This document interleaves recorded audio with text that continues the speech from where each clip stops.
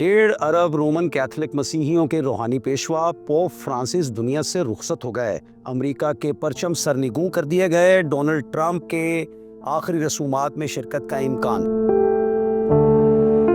88 बरस के pope Francis का असल नाम होर्खे मारियो बर्गोलियो था। वो पहले अमेरिकी पोप थे। में बाउंसर और स्वीपर की जॉब्स भी करते रहे। पोप फ्रांसिस की तदफीन की तैयारियां, नए पोप का इंतखाबी अमल शुरू।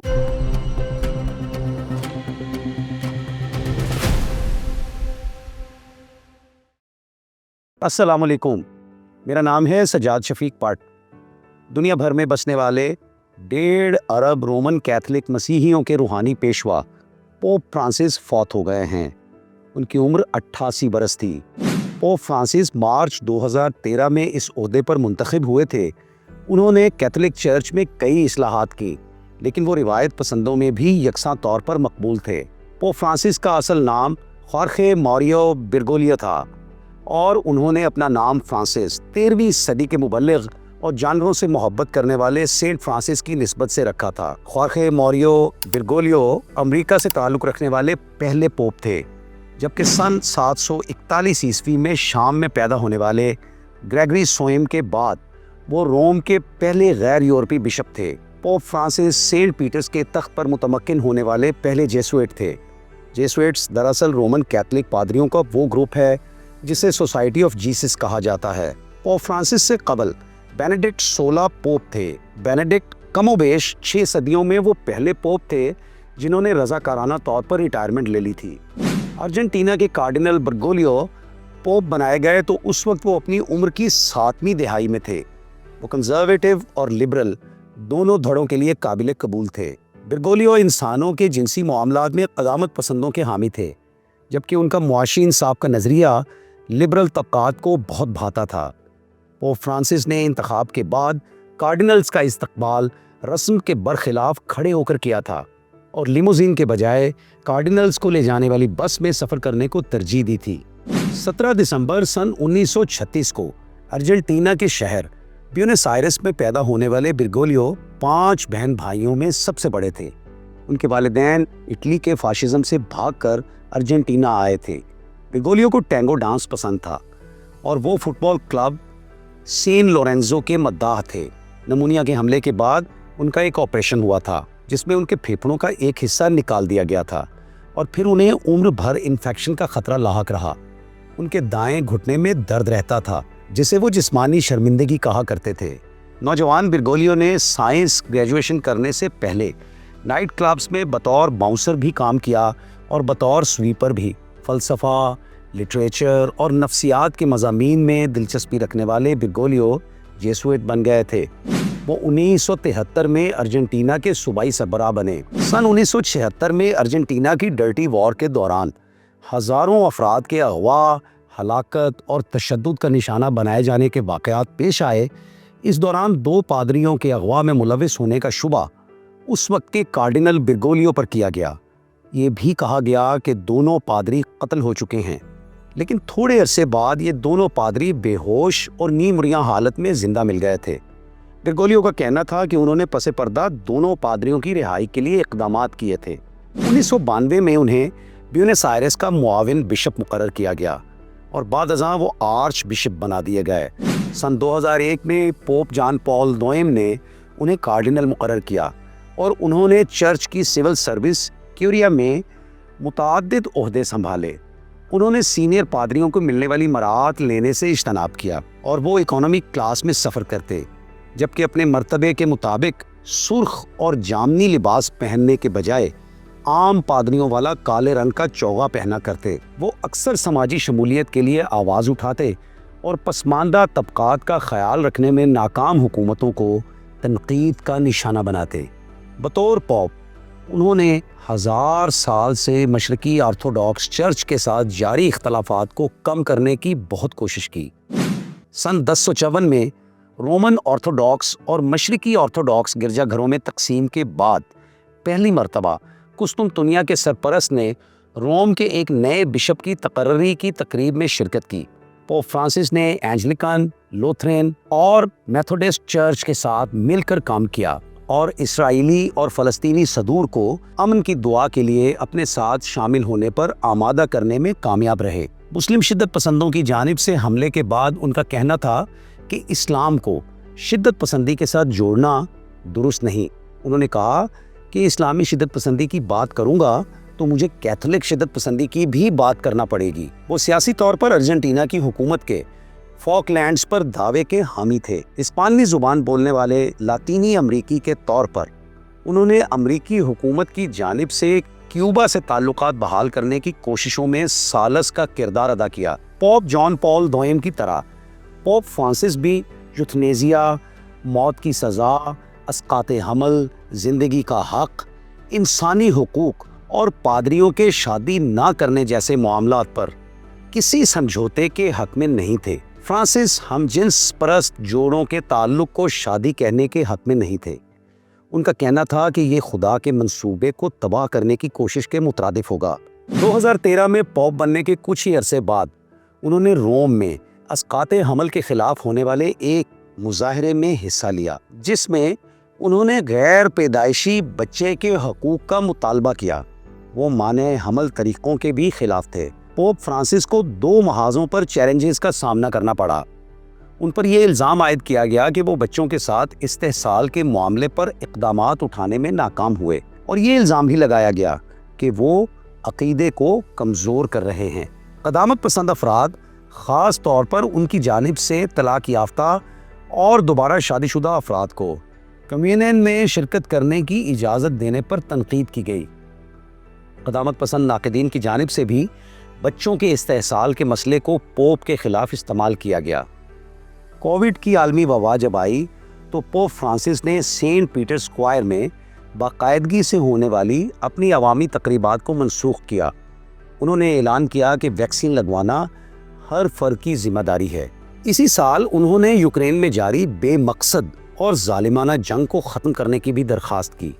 उन्होंने किफ़ायत शियारी की बेहतरीन मिसाल कायम करते हुए शाही महल में क़याम की जगह उसके बिल्कुल साथ बनाए गए मेहमान खाने में ठहरने को तरजीह दी।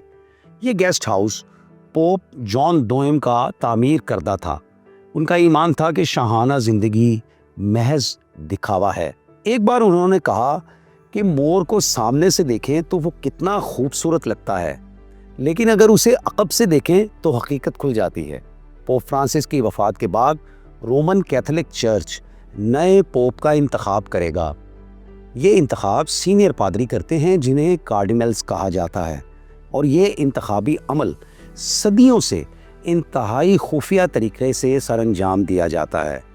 रोमन कैथोलिक मसीहियों का मानना है कि पोप का बराह रास्त ताल्लुक़ हज़रत ईसा से होता है और वो सेंट पीटर का जिंदा जानशीन होता है, जो मसीही मज़हब के मुताबिक हज़रत ईसा के चंद इब्तदाई मानने वालों में से एक थे। दुनिया भर में इस वक्त 252 कार्डिनल्स हैं, जो आम तौर पर बिशप भी होते हैं। ताहम नए पोप के इंतखाब में सिर्फ वही कार्डिनल्स वोट दे सकते हैं जिनकी उम्र 80 साल से कम हो। कार्डिनल इलेक्टर्स की तादाद आम तौर पर 120 तक महदूद होती है। ताहम इस वक्त 138 कार्डिनल्स ऐसे हैं जो नए पोप को मुंतखब करने के अहल हैं। पोप फ्रांसिस 266वें पोप थे। अब 267वें पोप का इंतखाब होगा। नए पोप के इंतखाब के लिए तमाम कार्डिनल्स को पोप कॉन्क्लेव के लिए रोम में वेटिकन सिटी बुलाया जाता है। ये वो इंतखाबी अमल है जिस पर तकरीबन 800 बरस से बग़ैर किसी तब्दीली के अमल हो रहा है। नए पोप के इंतखाब तक तमाम कार्डिनल्स को वेटिकन के अंदर रखा जाता है। कॉन्क्लेव के इनेकाद के दौरान कार्डिनल्स वेटिकन से बाहर नहीं जा सकते। ना ही वो रेडियो सुन सकते हैं, ना ही टेलीविज़न देख सकते हैं, ना ही अखबारात पढ़ सकते हैं, और ना ही वो फ़ोन के ज़रिए बैरूनी दुनिया में किसी से भी कोई राब्ता कर सकते हैं। इस दौरान कार्डिनल्स के क्वार्टर्स में इमारत की देखभाल करने वाले अमले, डॉक्टर्स और उनके एतराफ़ात सुनने वाले पादरियों के अलावा किसी को दाखिले की इजाज़त नहीं होती, और इन सब अफराद को भी राजदारी का हलफ देना पड़ता है। वोटिंग के अमल के दरमियान कार्डिनल्स یعنی انتخاب کرنے والے اور معمر ہونے کی وجہ سے ووٹ دینے کے لیے نااہل دونوں اپنا وقت امیدواروں کی متعلقہ خوبیوں پر بحث کرنے میں صرف کرتے ہیں۔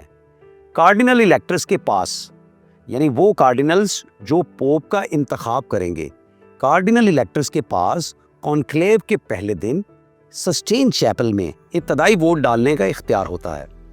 دوسرے دن کے بعد سے وہ ہر صبح 2 مرتبہ ووٹ ڈالتے ہیں اور ہر دوپہر کو چیپل میں 2 مرتبہ ووٹنگ ہوتی ہے، اور یہ عمل اس وقت تک جاری رہتا ہے جب تک پوپ کے عہدے کے لیے صرف ایک امیدوار باقی نہ رہ جائے۔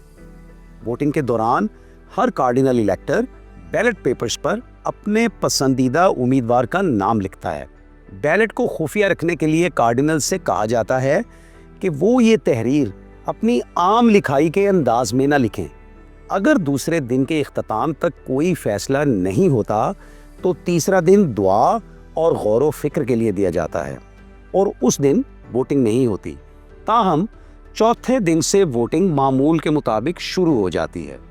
پوپ منتخب ہونے کے لیے کسی بھی امیدوار کو 2/3 کارڈینل الیکٹرز کی حمایت درکار ہوتی ہے۔ اس عمل میں کئی دن یا بعض اوقات کئی ہفتے بھی لگ سکتے ہیں۔ کانکلیو کے دوران ہر روز 2 بار استعمال شدہ بیلٹ پیپرز کو جلایا جاتا ہے، اور ویٹیکن سے باہر لوگ سسٹین چیپل کی چمنی سے نکلتا ہوا ان کا دھواں دیکھ سکتے ہیں۔ ان کاغذات پر سیاہ یا سفید رنگ ڈالا جاتا ہے۔ کالا دھواں ایک غیر نتیجہ خیز ووٹ کی علامت ہوتا ہے، جبکہ سفید دھواں اشارہ کرتا ہے کہ نئے پوپ کا انتخاب کر لیا گیا ہے۔ انتخاب میں کامیابی کے بعد نئے پوپ سے پوچھا جاتا ہے کہ کیا آپ پوپ کے طور پر اپنے الیکشن کو قبول کرتے ہیں؟ تصدیق کے بعد وہ اس نام کا انتخاب کرتا ہے جس سے وہ پوپ کے طور پر پہچانا جانا چاہتا ہے، اور پھر اسے پوپ کا لباس پہنایا جاتا ہے۔ اب جیسے کہ پوپ فرانسس کا اصل نام خورخے ماریو برگولیو تھا، لیکن انہوں نے فرانسس کے طور پہ اپنا پوپ کے طور پہ فرانسس کا نام انتخاب کیا، تو ان کو پھر پوپ فرانسس کے طور پہ جانا گیا۔ تو نیا پوپ بھی اپنا نام بطور پوپ انتخاب کرے گا۔ دنیا میں مسیحی مذہب کو ماننے والوں میں سے تقریباً نصف رومن کیتھولک ہیں، جبکہ پروٹسٹنٹ اور آرتھوڈاکس مسیحی پوپ کو تسلیم نہیں کرتے۔ پوپ ویٹیکن سٹی میں رہائش پذیر ہوتے ہیں، جو دنیا کی سب سے چھوٹی خود مختار مملکت ہے۔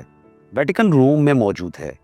پوپ کو تنخواہ نہیں ملتی، لیکن ان کے تمام اخراجات ویٹیکن اٹھاتا ہے۔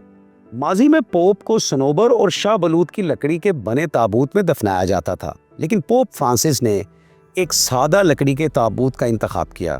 پوپ فرانسس 1 صدی سے زیادہ عرصہ میں وہ پہلے پوپ ہوں گے جن کو سینٹ میری میجر بیسیلیکا میں دفنایا جائے گا۔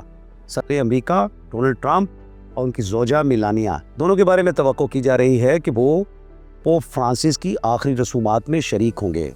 ڈونلڈ ٹرمپ کے احکامات پر امریکہ بھر میں امریکہ کے قومی پرچم سرنگوں کر دیے گئے ہیں، اور ریاستی پرچم بھی سرنگوں کیے جا رہے ہیں۔ اپنا خیال رکھیے گا اور دعاؤں میں یاد رکھیے۔ بہت خوش رہیں۔ بہت شکریہ۔